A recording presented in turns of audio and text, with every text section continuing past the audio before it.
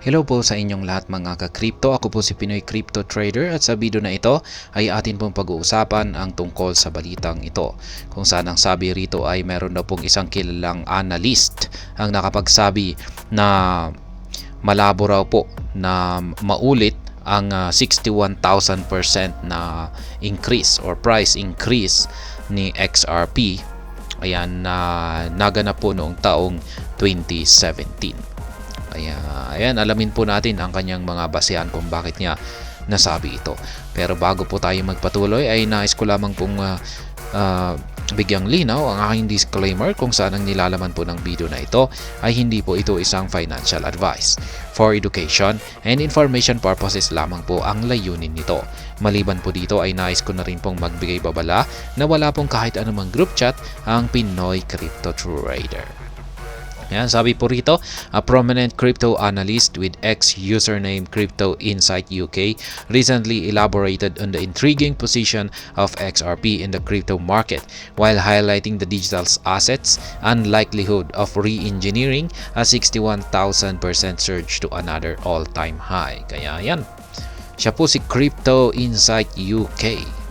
Ayan, ang nagsabi na unlikely daw po or unlikelihood na magagawang ulitin ni XRP or Ripple ang 61,000% na price surge.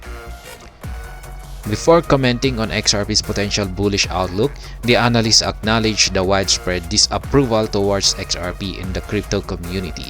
Meanwhile, he suggested that such negative sentiment proves that XRP is a crypto project of value. And in parallel, the analyst highlighted XRP's distinctive position in the cryptosphere.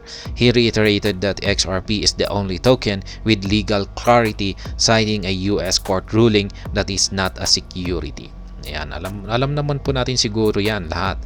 Kasi naging isa na pong legal, meron ang XRP ay siya lamang po ang nag-iisang cryptocurrency na may legal clarity sa bansang US. Emphatically, he claimed that this legal certainty, especially when regulatory scrutiny intensifies, position XRP favorably in the market. And thus a similar fate await many other altcoin. Yan po ang katanungan ni Crypto Insight UK. Yan, a lot of people hate XRP for one reason or another. Ayan, marami raw pong may ayaw kay XRP. Realistically, we know as investor that when a lot of people feel a certain way, there is probably value in the asset they feel that way against. With that being said, XRP is a unique position. Ayan.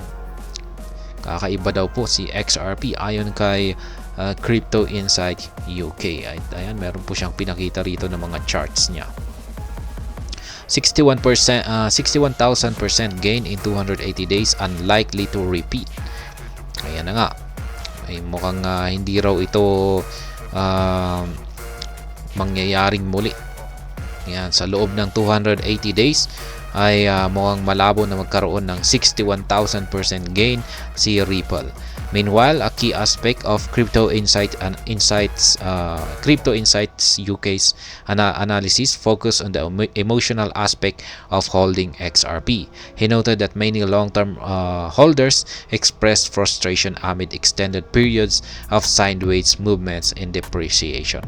Ayan.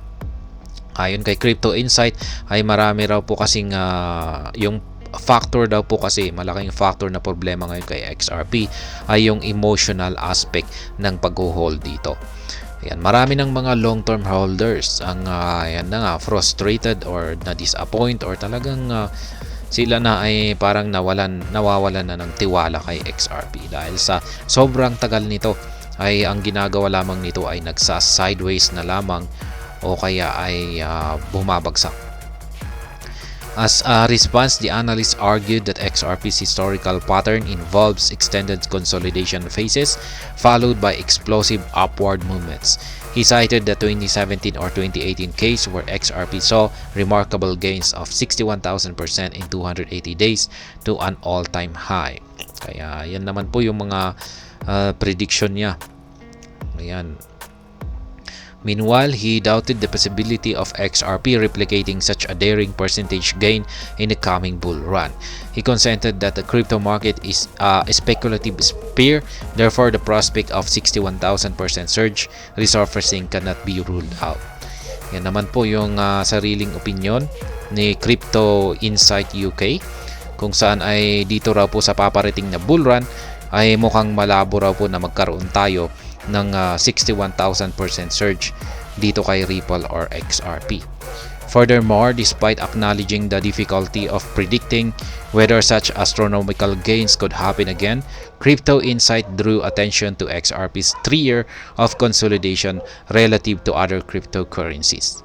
Specifically, he invoked technical analysis principles, suggesting that expansion typically follows consolidation. He added that the longer the consolidation period, the higher the potential for expansion. Kaya yan. Ibig sabihin niya dito, kapag mas mahaba raw yung consolidation ay mas magiging maganda yung potential ng isang asset or yung potential ni XRP na ito ay lumago. XRP has outpaced ETH previously. Ayan. Nahigitan daw po ni XRP si Ethereum nitong mga nakaraan lamang. Moreover, XRP's historical market cap overtaking Ethereum was another intriguing aspect highlighted in the analysis. The analyst claimed that XRP has surpassed its market share multiple times. Kaya yan, ilang beses raw na nalampasan or nahigitan ni XRP ang market share ni Ethereum. Kaya parang pinapakita po rito na mas magaling or mas maganda or ang performance ni XRP kumpara kay Ethereum.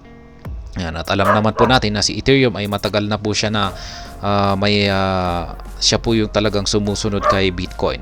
Siyempre sa lahat ng mga cryptocurrencies ay laging nangunguna ay si Bitcoin at ang pumapangalawa ay laging si Ethereum. Yan, pangatlo si XRP. Pero ngayon ay yan, nahigitan na po ni XRP ang Ethereum. Ayon po yan kay Crypto Insight. Moreover, he suggested that at some point in the past, XRP's valuation even reached close to a 20% share in the total market cap of the entire crypto space. He concluded his commentary on XRP with a thought-provoking note. Does this mean it can happen again? I don't know. Only time will tell. Kaya yan, hindi na rin po siya nakakasiguro. Yan, mga speculation lamang po kasi yung mga yan, halos lahat, wala po talagang makakapag-predict sa future. Ayan, sa magiging kung saan patungo yung mga lahat po ng mga cryptocurrencies. Kaya mga speculations, mga predictions ang mga ayan, tanging nagagawa ng mga eksperto at maaari po silang magkamali rito at hindi magkatotoo yung kanilang mga projections. Kaya ayan, ayon po kay Crypto Analyst UK ay Crypto Insight po, Crypto Insight UK ay mukhang malabo raw po na magkaroon ng 61,000% na price increase si XRP yan, sa loob ng 280 days or sa papalapit na bull market. Yan. At maliban po dito, kung pag idadagdag kasi natin ay kung pag sinosuppress at may manipulation dito kay XRP ay yan nga talaga talagang hirap talaga siyang makaangat. At ayan, hanggang dito na lamang po tayo sa video na ito. Sana po ay inyong nagustuhan ang aking paliwanag dito. Kung inyo po itong nagustuhan, pag-click lamang po ang like button nito. Para naman po sa mga bago lamang dito, kayo po ay aking inaanyayahan para mag-subscribe. Pag-click na rin po ang bell icon nito dahil ito po ang siyang magsisilbing notification nito sa mga bago kong videos na akin pong ina-upload sa aking YouTube channel na ito. Marami pong salamat sa panonood. Ingat po tayo lagi at God bless po sa ating lahat.